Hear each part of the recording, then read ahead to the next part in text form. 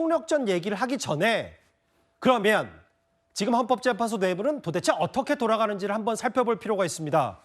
대통령 선고가 최우선이라더니 일단 헌재는 오늘도 선고 날짜를 공지하지 않았습니다. 이렇게 되면 이번 주 대통령 탄핵 심판 선고는 일단 불가능해졌는데요. 그럼 변수는 한덕수 총리 건. 그런데 이 대통령 탄핵 소추안보다 이틀 먼저 접수된 박성재 법무부 장관 사건은 아예 본격적인 심리에 들어가지도 못했습니다.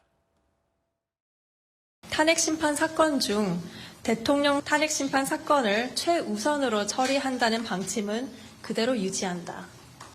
한평생 국민을 섬긴 사람으로서 제게 남은 꿈은 단 한 가지, 하루빨리 불합리한 혐의를 벗고 국민께 약속드린 마지막 소임을 다하는 것입니다.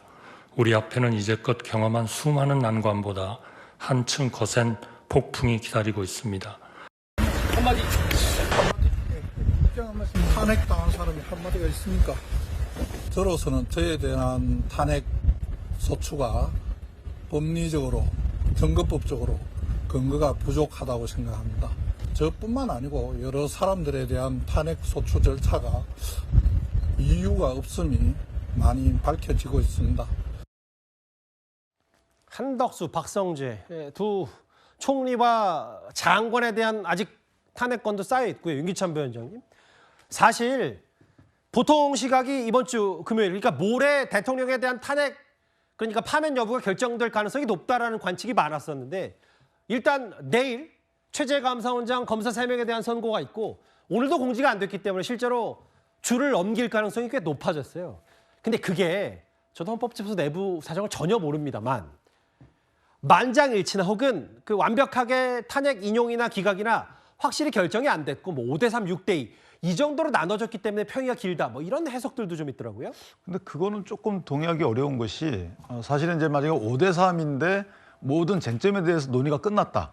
평의가 끝났다. 그러면은 결론을 판결을 통해서 선고를 해야죠. 예. 노무현 전 대통령 때는 저희 공개가 안 됐지만 사실 예. 그 당시에도 5가 기각이고 3이 인용이고 1명 각하였거든요. 그러니까 그때는 이제 14일 만에 났단 말이죠. 그러니까 이번에도 아마 제가 볼 때 5대3 구도가 오래 가서라기보다는 예.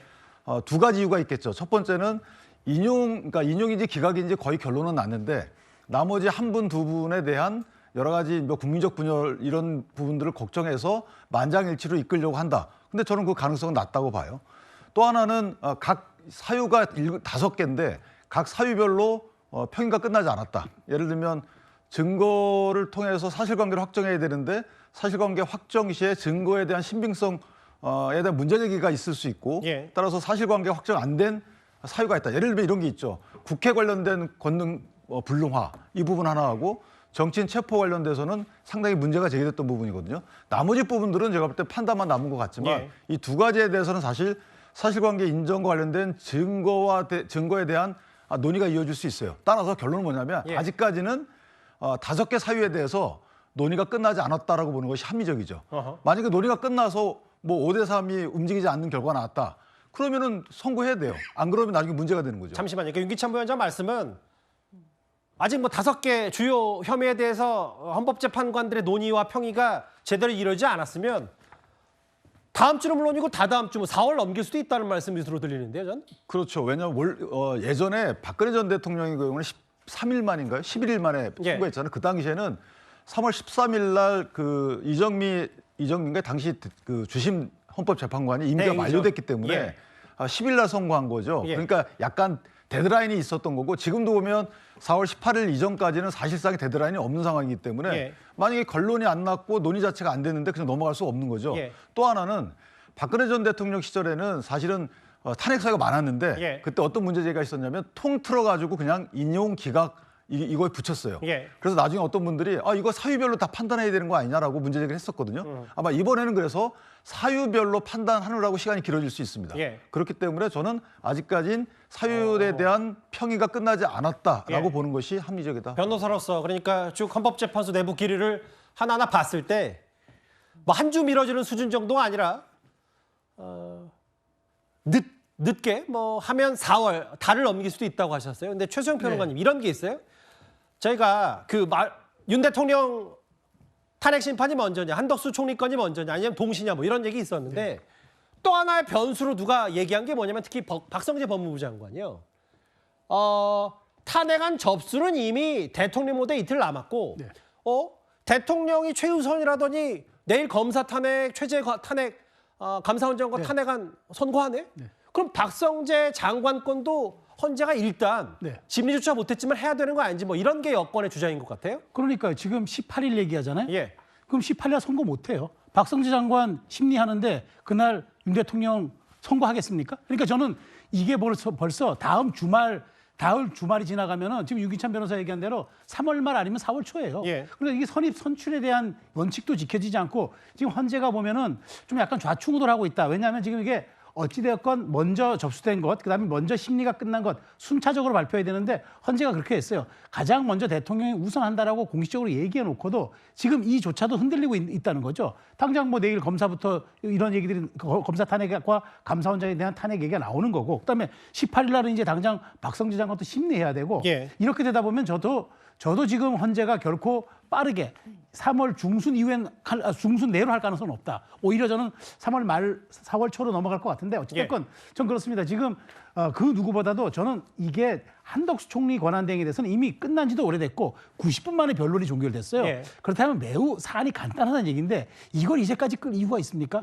저는 뭔가 헌재가 많은 정치적 고려를 하고 있는 것이 아닌가 싶어서 어찌되었건 원칙대로 가는 게 맞겠다는 생각이 듭니다. 그러니까 헌재는 사실 정무적 판단과 정치적 고려를 할 필요가 사실은 없는 기관인데 그 말씀을 하신 것 같아요. 장현주 변호사님. 사실 뭐 4월 얘기를 두 분이 하셨고 먼저 들어갔으면 먼저 해야 되는 거 아니냐. 혹은 박성재 장관은 지금 심리조차 못한 것도 헌재가 논란을 자초한 거 아니냐. 이 부분은 어떻게 판단하세요?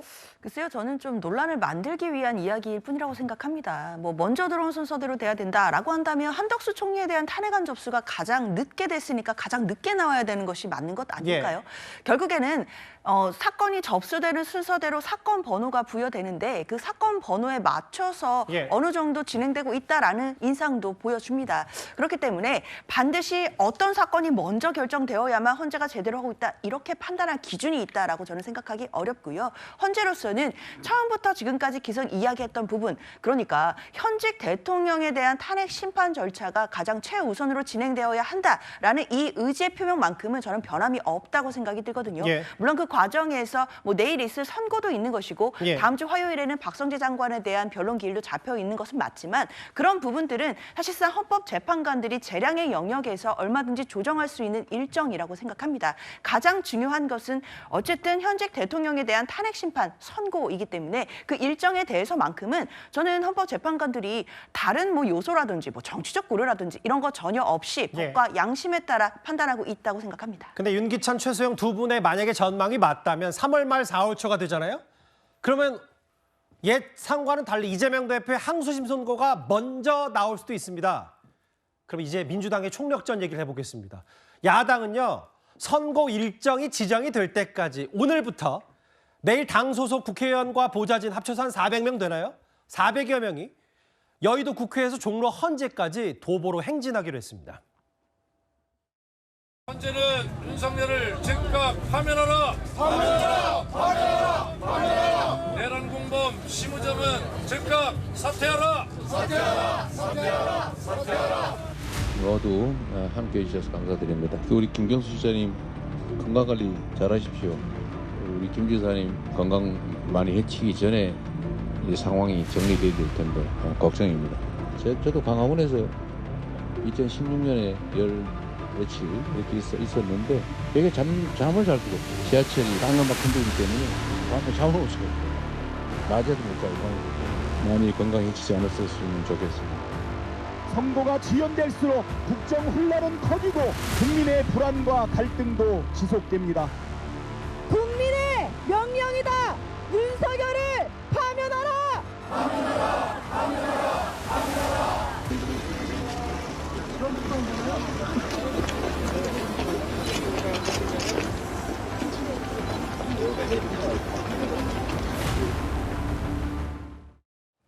선고 날 정해질 때까지 이렇게 하겠다. 민주당입니다. 여의도 국회 본청에서 광화문까지 대략 8.7km고요. 이게 차로는 한 20분, 25분 걸리고 걸어서 한 2시간 조금 넘습니다. 여기를 앞으로 헌재가 선고날 정할 때까지 가겠다. 근데 이제 오늘부터 했는데요, 김진욱 대변인. 제가 듣기로는 이게 오늘 집회 신고를 오늘 하지 못해서 길거리에서 구호를 못 외쳤다면서요? 일단 집회 신고를 하고 이 도로를 통해 가지고 그 행진을 하려면 48시간 전에 신고를 해야 된다라는 규정이 있더라고요. 그래서 집회 신고를 저희가 이제 미처 하지 못한 부분이 있는데 아무래도 좀 오늘은 다급했던 겁니까? 그러면 어떻게 봐야 돼요? 다급했다기보다는 지금 이제 비상 행동 중에 있고 예. 비상 의원총회들을 진행하는 가운데서 많은 아이디어들이 나오고 우리가 할 수 있는 최대한의 것을 해보자라는 이제 그런 부분들이 있기 때문에 그러면 지금부터 우리가 우리의 비장한 각오를 전달하는 또 그런 방식으로 이 행진이라든지 이런 부분도 기획해보자 이런 아이디어들이 계속 나오는 것이고 그 아이디어들이 받아들여진다면 그것은 뭐 할 수 있는 충분한 이유가 있는 것이죠. 그래서 예. 오늘 지금 국회에서부터 광화문의 집회 현장까지 걷고 있는데 예. 아마도 오늘 그 인도를 통해서 걷게 될 것 같고요. 또 저분들이 마스크를 좀 쓰고 좀 비장한 각오로 무건을 통해서 이 우리의 지금 이 절박함 또 그리고 절실함 그리고 반드시 탄핵이 필요하다라는 이런 의지를 표명해 보자 이런 측면에서 지금 가고 있는 것인데 지금 보면은 보좌진들하고 국회의원들하고 해가지고 한 200~300명 정도 되는 것 같아요. 아직 400명은 아니고 한 200~300명 되나 보죠? 네, 그러면? 그렇습니다. 뭐 더 많은 분들이 합류하고 싶어 하시는 분들도 계실 수 있는데 예. 어차피 광화문 광장에서 다 모이게 되어 있기 때문에 예. 지금은 이제 국회에서 국회의원들과 일부 보좌진들만 해가지고 좀 출발을 하고 있는 지금 아직 걷고 있을 텐데 걷고 있는 것이고요. 거기에서 어떤 특별한 구호나 이런 부분을 통해 가지고 우리의 의지를 밝히는 이런 부분들은 오늘은 하지 않는 것으로 그렇게 예정되어 있는 것 같습니다. 그럼 이제 저렇게 매일 걷다 보면은 아무래도 여의도 국회는 이제 텅 빌 수밖에 없는 상황이 됐어요. 누가 잘잘못을 떠나서 일단 오후 3시 반에 이렇게 했는데 오늘 곧바로 집회 신고를 하지 못해서 구호 없이 그냥 그럼 지금도 아마 어디쯤 걷고 있을 텐데 최수영 평론가님. 네. 그런데 오늘 이제 민주당 한 대변인이 뭐라고 했냐면 이거 헌재 압박 아니라고 했어요. 헌재 압박 아니다. 네. 근데 수백 명이 이제 헌재를 향해서 도보 행진하고 있는데 압박이 아니라고 했단 말이죠. 그러니까 사람 계속 따라다니면서 미행해놓고 나 스토킹한 거 아니야 이렇게 얘기하는 거잖아요. 아니 사람 스토킹까지야 또. 그러니까 사람 계속 따라다니고 미행하고 하면은 예. 법적으로 스토킹 혐의가 됩니다. 예. 그런데 나 이거 스토킹한 거 아니에요. 그냥 당신 쳐다보면서 따라갔어요. 부담 느낍니까? 안 느낍니까? 그거 굉장히 말하자면 거기에 대한 심적인 압박 느낍니까? 안 느낍니까? 예. 그러니까 저는 민주당이 이렇게 그러니까 정말 손바닥으로 하늘 가리는 거다. 그러니까 어떻게든 3월 26은 피하고 싶은 거예요. 왜냐? 3월 26일 날 이재명 대표의 선고가 뭐 유죄든 무죄든 나오는데 아마 유죄일 가능성이 많은 사람이 높다고 하니까 예. 이게 나오는 순간 그다음에 윤 대통령에 대한 탄핵 심리 여부는 2선으로 가고 예. 이재명 대 반 이재명의 전선이 구축되니까 이것만큼은 좀 막아보자. 예. 어찌되었건 3월 26일 전에 무조건 윤 대통령에 대한 탄핵 심리 선고돼야 윤석열 대 반윤석열의 전선이 완성된다. 아니 대의민주주의라고 국회를 보내놨더니 거리의 정치에 나서는 게 그게 민주당이 할 일입니까? 예. 조금 미안한 감을 가져야 될 것 같습니다. 장 변호사님 지금 보면 민형배 혹은 박수현, 김준혁 이런 의원들은 이미 단식 투쟁을 시작했고 국회에서 네. 1대1 릴레이 시위도 하고 그리고 수백 명 도보 행진하는데 할 수 있는 총력전은 다 하지만 헌재 압박 아니라고 하면 받아들이는 사람들 입장에서 좀 생각이 다를 것 같아서요. 글쎄요, 여야가 마찬가지인 것 같습니다. 여당 의원들도 앞서서 보신 것처럼 나경원 의원의 저런 회견의 이야기라든지 이런 부분들도 저는 헌재 재판관들에 대한 충분한 압박이 될 수 있다고 생각하고요. 예. 여권에서 볼 때는 야당 의원들의 저런 행진도 당연히 압박으로 느껴진다라고 주장할 수 있을 것 같습니다. 예. 근데 중요한 것은 결국 헌법 재판관들은 이런 것에 영향을 받지는 않을 것이라는 거죠. 그리고 가장 중요한 건 지금 국민의힘 일부에서는 마치 민주당 일부가 이재명 대표의 선고 일정과 이게 연결지어져서 지금 초조해하는 모습을 보이는 것 아니냐라는 프레임을 저는 자꾸 만들고 있다고 생각이 드는데요. 예. 민주당 입장에서는 전혀 초조하지 않습니다. 이재명 대표의 항소심 선고와 윤석열 대통령의 탄핵 결정은 전혀 별개의 문제이고요. 예. 이미 국민들께서 별도로 판단하고 계십니다. 예. 이것을 일정을 자꾸 연결지어서 이재명 대표의 이른바 사법 리스크라는 것을 떠올리고 싶은 것은 저는 국민의힘의 프레임일 뿐이라고 생각이 들고요. 예. 지금 국민들께서는 결국 헌법을 수호하는 세력과 헌법을 파괴할 뻔했던 그 위기에서 예. 과연 누가 헌법을 끝까지 수호할 수 있는 사람들인지를 평가하는 중이실 거라고 생각합니다. 근데 이제 여러 맞아요. 여야 마찬가지로 헌재를 압박하는 건 본인들은 압박하지 않는다고 했지만 뭐 읍소 아니냐고 하지만 압박으로 비춰질 건 농후해서. 근데 윤기찬 부위원장님, 이렇게 되면 민주당이 사실 물밑에서 야심차게 준비했던 게 바로 5월 조기 대선인데 대통령에 대한 파면 여부 선고가 계속 늦어지면 늦어질수록 그 전략, 뭐 조기 대선 여부뿐만 아니라 확실한 건 5월 조기 대선에 대한 건 물 건너가면 민주당으로 상당히 이재명 대표 선거와 맞물려서 곤혹스러울 수밖에 없을 것 같아요. 곤혹스럽고 또 통합 기조를 이어가려고 했던 이재명 대표의 바람과는 달리 당이 흔들리겠죠. 왜냐하면 저 3월 13일이라는 날짜가 굉장히 중요했는데 박찬대 원내대표가 그런 말을 했어요. 지금 저 3월 13일 날 부산교육감 등 보궐선거의 후보자 등록일입니다. 그래서 이 이전에 나게 되면 만약에 대통령 탄핵 결정이 인용되는 게 3월 12일 날 나게 되면 13일이나 그렇게 되면 이 보궐선거와 동시에 치러요. 예. 그래서 4월 2일자 보궐선거가 이제 뒤로 미뤄지는데 예. 60일이니까 이제 5월 달에 치르게 되죠. 그럼 5월에 갖는 의미는 굉장히 크죠. 왜냐하면 이재명 대표의 그 공직선거법 항소심이 만약에 26일 날 나고 이것이 피선거권 박탈형으로 나온다면 네. 이거 대법원으로 가는데 필연적으로 필요한 그 시간이 한 달이에요. 한 달은 무조건 어쩔 수가 없습니다. 그럼 한 달 되게 되면 4월 말이거든요. 예. 그러면은 이재명 대표가 본인 피선거권 확정 전에 대선을 치른다는 거죠. 그런데 만약에 6월로 가게 되면요. 예. 그러면은 한 달이 또 남아요. 2달 걸리거든요. 그럼 6월로 가게 되면 이재명 대표가 사실은 피선거권을 잃는 대법원 선고 판결 확정될 확률이 꽤 높아지는 거죠. 물론 뭐 2심까지 대법원이 이어진다는 말씀이신 거고요. 그렇죠? 그렇죠. 피선거권에 나오게 되면. 당선 부여형이 이어진다는 가정하에. 그게 예. 20일의 차이로 인해서 예. 당내에서 여러 가지 다른 소리가 나올 수 있는 가능성이 차단되느냐, 예. 그렇지 않느냐의 갈림길이기 때문에 3월에서 5월까지의 대선으로 이어지는 이 일정이 이재명 대표와 민주당에 상당히 중요한데 일단 그것은 깨졌어요. 왜냐하면 이게 다음 주에 선고가 되든 그 다음 주에 선고가 되든 사실은 대법원에서 다음 혹시나 대선이 있게 되면 그 대선 전에 이재명 대표의 피선거권이 박탈될 여지가 있을 수 있는 알겠습니다. 이게 시간적으로 계산적으로 가능해졌죠. 그러니까 윤 위원장 말씀은 이거예요. 지금 보면 김경수 전 지사 그리고 임종석 전 실장, 김부겸, 이광재 제가 직함은 다 골고루 읊어드리지 않았습니다만 지금이야 대통령에 대한 파면이 중요하고 내란 수괴 혐의자 물러나야 된다라는 목소리가 지금은 다 비명계도 똘똘 뭉쳐 있지만 만약에 헌재 선고가 계속 늦어지고 그러면 저 비명계도 만약에 항소심에서도 이재명 대표 당선 무효형이 나오면 생각이 달라질 수도 있다는 말씀을 하신 것 같아요. 알겠습니다.